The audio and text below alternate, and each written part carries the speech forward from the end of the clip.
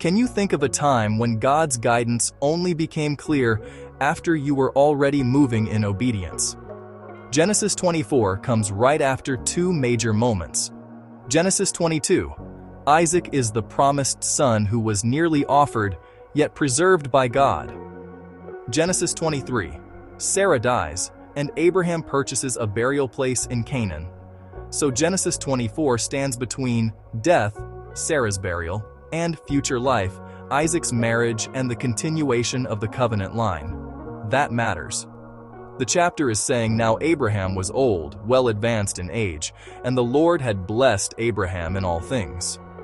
Abraham said to his servant Eliezer of Damascus, the oldest of his household, who had charge over all that Abraham owned, "Please, put your hand under my thigh, as is customary for affirming a solemn oath, and I will make you swear by the Lord, the God of heaven and the God of earth, that you will not take a wife for my son from the daughters of the Canaanites, among whom I live, but you will go to my former country, Mesopotamia, and to my relatives, and take a wife for my son Isaac, the heir of the covenant promise." The servant said to him, "Suppose the woman will not be willing to follow me back to this country. Should I take your son back to the country from which you came?" Abraham said to him, "See to it that you do not take my son back there. The Lord, the God of heaven, who took me from my father's house, from the land of my family and my birth, who spoke to me and swore to me, saying, 'To your descendants I will give this land.' He will send his angel before you to guide you, and you will take a wife from there for my son and bring her here.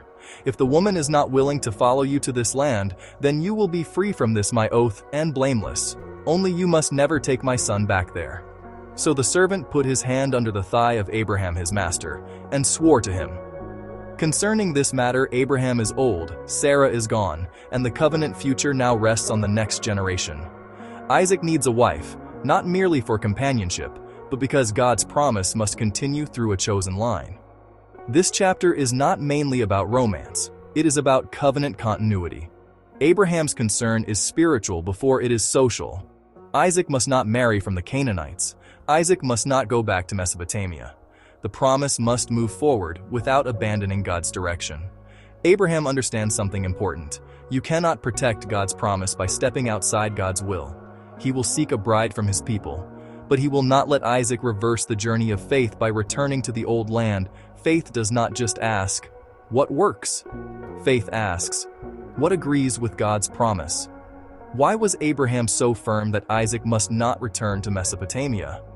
What does Abraham's age in verse 1 add to the urgency of this mission? Why is marriage in this chapter tied so strongly to covenant and legacy? What are some ways believers today can try to secure God's promises through compromise? Before we go further, look at this simple chapter outline. The mission is commissioned Genesis 24, 1-9. Abraham sends his servant to find a wife for Isaac.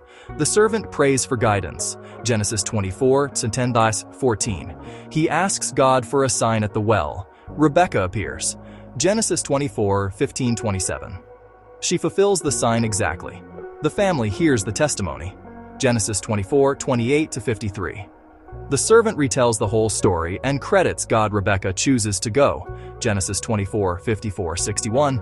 She leaves her family and steps into the unknown. Isaac receives Rebekah. Genesis 24, 62-67. Marriage, comfort, continuity. Then the servant took 10 of his master's camels and set out, taking some of his master's good things with him. So he got up and journeyed to Mesopotamia, between the Tigris and the Euphrates rivers, to the city of Nahor, the home of Abraham's brother. He made the camels kneel down outside the city by the well of water at the time of the evening when women go out to draw water. And he said, "O Lord God of my master Abraham, please grant me success today, and show loving kindness, faithfulness to my master Abraham.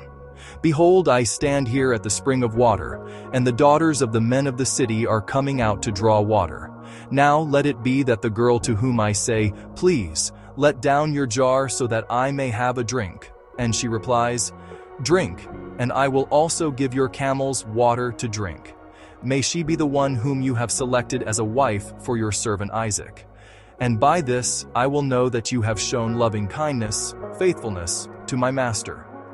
The servant arrives at the well and immediately turns to prayer. He does not trust chance, charm, or instinct alone. He asks the Lord for guidance. The servant models dependent discernment. He asks for a sign, but not a shallow one. He is looking for a woman whose actions reveal generosity, humility, initiative, strength, servant-heartedness. Offering water to a traveler is kind. Offering water to all his camels is sacrificial. The servant is not asking, "Who looks right?" He is asking, "Who lives right?" This is one of the great lessons of Genesis 24. Character reveals calling, readiness. What does the servant's prayer teach us about how to seek God's guidance? Why is it important that the servant begins with prayer instead of strategy? What does his requested sign reveal about the kind of wife Isaac needed? How do we balance prayer, wisdom, and observation when making major decisions? Before Eliezer had finished speaking, praying, Rebekah came out with her water jar on her shoulder. Rebekah was the daughter of Bethuel the son of Milcah, who was the wife of Abraham's brother Nahor. The girl was very beautiful, a virgin and unmarried, and she went down to the spring and filled her jar and came up. Then the servant ran to meet her and said, "Please let me drink a little water from your jar." And she said, "Drink, my lord."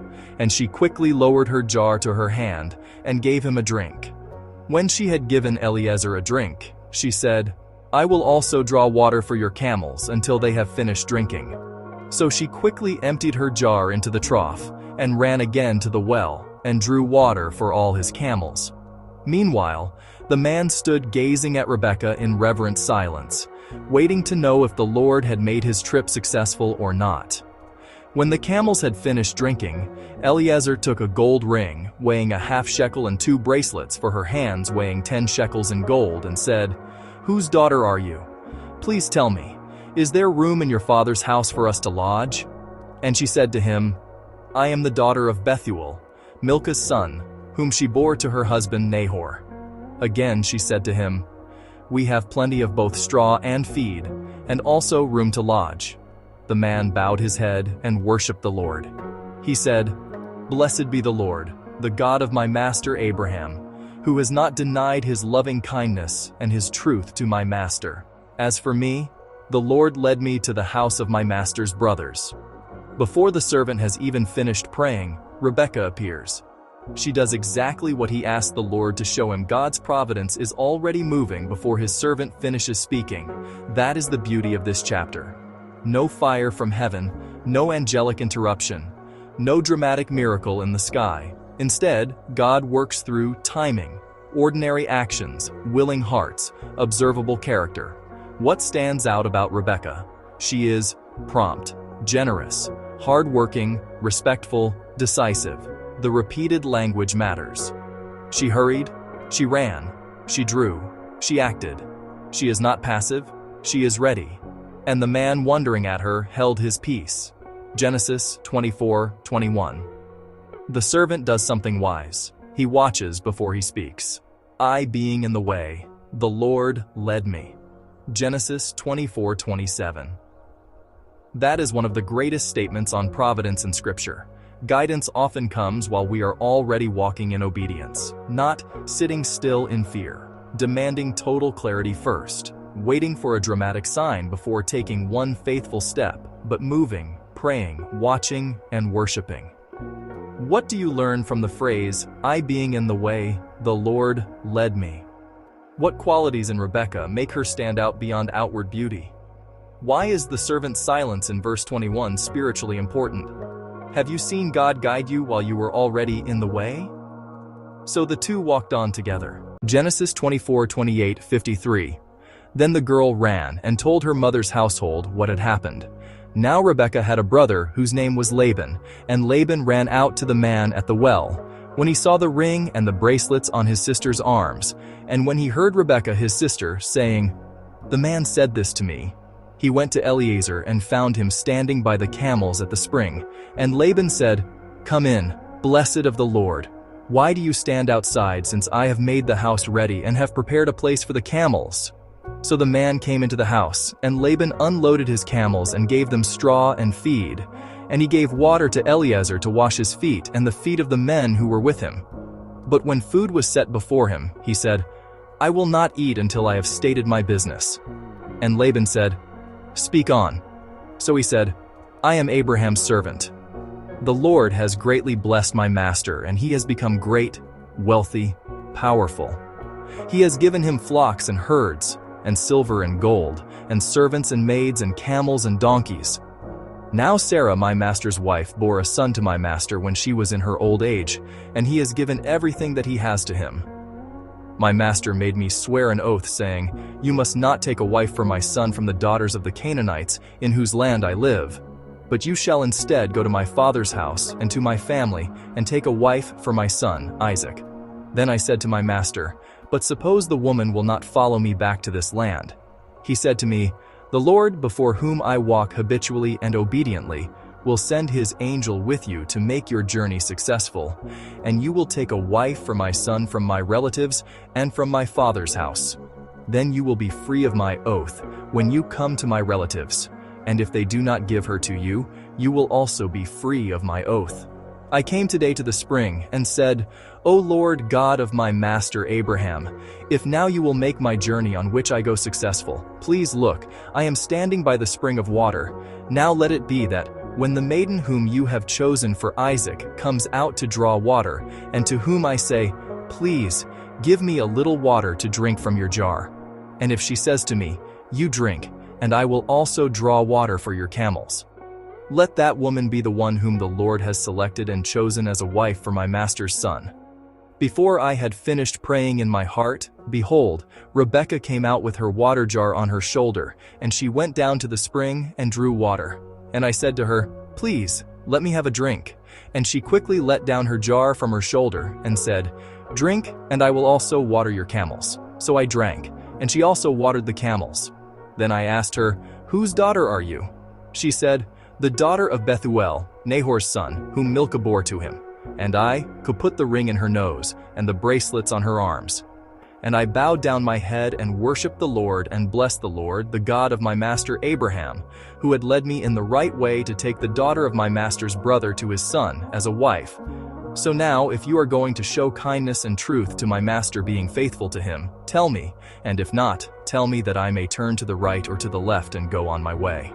Then Laban and Bethuel answered, "The matter has come from the Lord, so we dare not speak bad or good to you about it. We cannot interfere. Rebekah is before you. Take her and go, and let her be the wife of your master's son, as the Lord has spoken." When Abraham's servant heard their words, he bowed himself to the ground and worshiped before the Lord. Then the servant brought out jewelry of silver, jewelry of gold, and articles of clothing, and gave them to Rebekah. He also gave precious things to her brother and her mother. Rebekah runs home. Laban comes out. The servant is welcomed in, but he refuses to eat until he has explained his mission. Faithful servants are mission-focused. The servant is impressive because he does not seek attention, does not embellish the story, does not manipulate, does not rush, does not forget to give God the glory. He retells the whole story so the family can see clearly that this is not coincidence. Genesis repeats the story because it wants the reader to slow down and recognize God did this. The servant's testimony turns events into witness. The thing proceedeth from the Lord. Genesis 24:50. Even Rebekah's family can see the hand of God in this matter. Sometimes the most spiritual thing we can do is simply tell the story faithfully and let the evidence of God's hand speak for itself. Why do you think the chapter repeats so much of the story?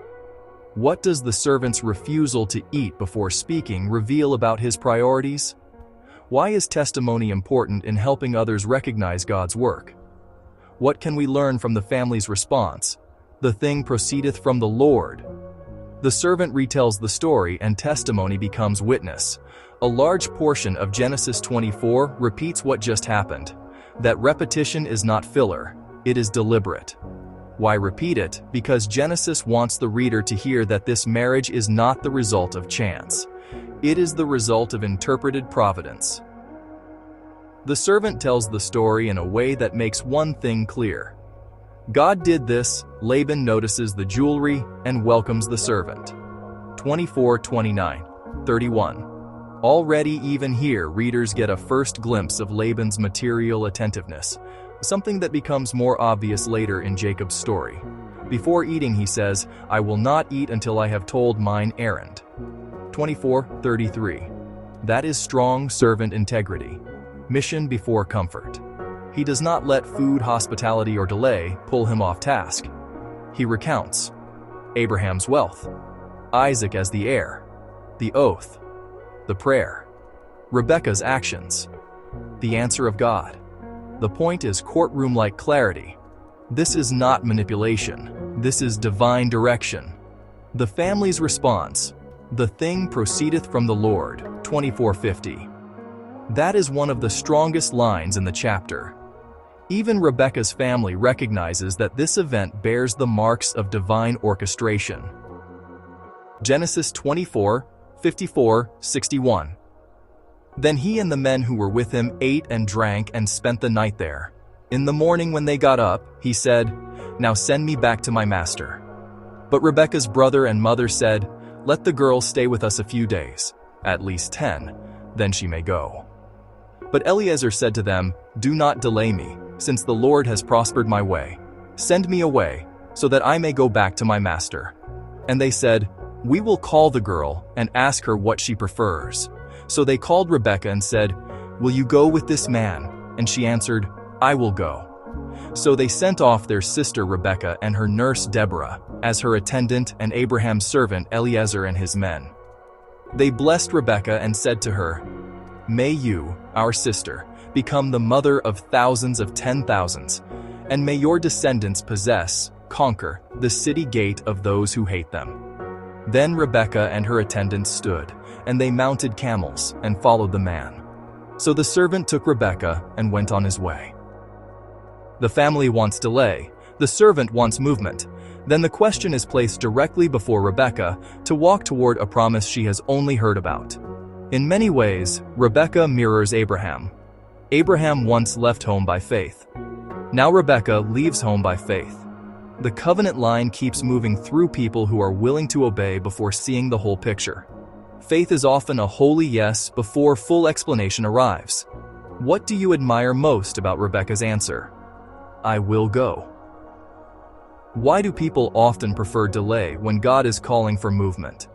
What makes Rebekah's response an act of faith, not just family duty? Where might God be calling us to trust Him beyond comfort and familiarity? The family wants delay. "Let the damsel abide with us a few days at the least 10. 24:55. But the servant resists delay. Again, this is covenant urgency. "Wilt thou go with this man?" Her answer, "I will go." 24:58. That is one of the great faith statements in Genesis. Rebekah leaves her home, her familiar world, her family structure, her visible security to enter a future she knows only through testimony and promise. In that sense, Rebekah mirrors Abraham himself. Abraham once left his country by faith. Now Rebekah leaves hers by faith. "Be thou the mother of thousands of millions." 24:60. The language echoes the Abrahamic promise of offspring and victory. Rebekah is not just becoming a wife. She is stepping into the stream of covenant history. Genesis 24:62-67. Now Isaac had returned from going to Beer-lahai-roi, well of the living one who sees me, for he was living in the Negev. Isaac went out to bow down in prayer in the field in the early evening. He raised his eyes and looked, and camels were coming. Rebekah also raised her eyes and looked, and when she saw Isaac, she dismounted from her camel. She said to the servant, "Who is that man there walking across the field to meet us?" And the servant said, "He is my master, Isaac." So she took a veil and covered herself, as was customary. The servant told Isaac everything that he had done. Then Isaac brought her into his mother Sarah's tent, and he took Rebekah in marriage, and she became his wife, and he loved her. Therefore, Isaac was comforted after his mother's death. The chapter ends quietly. Isaac is in the field meditating. Rebekah arrives. They meet. She becomes his wife, and Isaac is comforted after his mother's death. God's providence does not erase grief, but it does carry life forward through it. This ending matters because Genesis 24 begins under the shadow of Sarah's death and ends with love, comfort, continuity, future. And he loved her, and Isaac was comforted after his mother's death. Genesis 24:67. God does not abandon his people in seasons of loss. He brings the next chapter in his time, not by pretending the grief was small, but by proving his promise is larger. Why is it important that this chapter ends with both love and comfort? What does Isaac's comfort tell us about God's tenderness? How does this ending connect back to Sarah's death in Genesis 23? What hope does this chapter offer people walking through sorrow? This ending is quiet and tender. Isaac is in the field meditating at eventide 24:63. The son who has barely spoken in the chapter finally appears at the end. That itself is meaningful. The whole chapter has been moving toward him. Rebekah sees Isaac. Isaac receives Rebekah. She becomes his wife. Then comes this line, and he loved her, and Isaac was comforted after his mother's death. 24:67. That is deeply important. Genesis 24 began in the shadow of Sarah's death. It ends with love, comfort, and continuation. Rebekah reflects the called bride responding in faith to one she has not yet fully seen. And yet God is already at work. He is at work in the prayer at the well. He is at work in the timing of Rebekah's arrival. He is at work in the servant's testimony. He is at work in Rebekah's courage. He is at work in Isaac's comfort. This chapter teaches us that divine guidance is not always dramatic. Often it comes through faithful steps, prayerful hearts, and the quiet arrangement of circumstances that only make full sense afterward. So when you do not see the whole path, keep walking with God. Gap 1.0s. When you do not know every answer, keep praying. When the future feels uncertain, remember the God who made the promise also governs the process. And perhaps the best summary of Genesis 24 is this: stay in the way of obedience and trust the Lord to lead. Genesis 24 reminds us that God does some of his greatest work without noise. No thunder, no fire, no spectacle, just faithful steps, surrendered hearts, and divine timing. When the path feels uncertain, remember this: the God who made the promise also guides the journey. Stay in the way of obedience, trust his hand in the unseen, and watch how heaven still moves in ordinary places. Subscribe, share, and comment below with what stood out most to you.